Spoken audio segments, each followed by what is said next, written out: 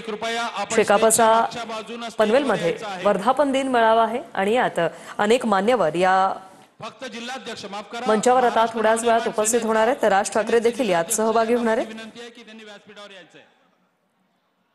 हजारो कार्यकर्ते या मेळ्यात सहभागी होत आहेत आणि शेकापचं हे लाल वादळ सध्या पनवेलमध्ये धडकलेलं आहे। ठाकरेंच्या सेनेचे आणि मनसेचे नेते आज पुन्हा एकदा एकत्र येत आहेत। राज ठाकरे आणि संजय राऊत हे दोघेही एकत्रितपणे एकाच मंचावर उपस्थित राहणार आहेत।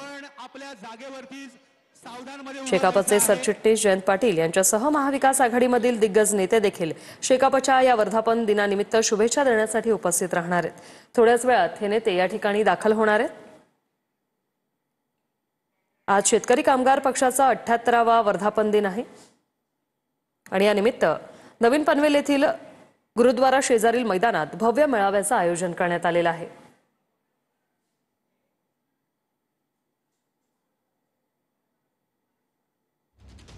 शेतकरी कामगार पक्षाचे सरचिटणीस माजी आमदार जयंत पाटील, मनसे अध्यक्ष राज ठाकरे तसंच संजय राऊत, शशिकांत शिंदे हे देखील या मेळाव्याला उपस्थित राहणार आहेत।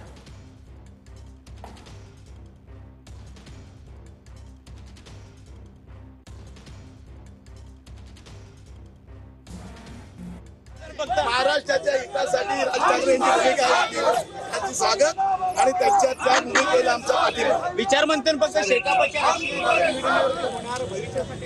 दरवर्षी होतं कार्यकर्ते त्याच्या व्यतिरिक्त काही राजकीय नाही त्याच्यात होत नाही। आम्ही ते चर्चा करतो कमी पण या वर्धापनाचं वैशिष्ट्य आहे 70% 80% तरुणांना या ठिकाणी साथ आम्ही अधिकार सोपवलेले आहेत।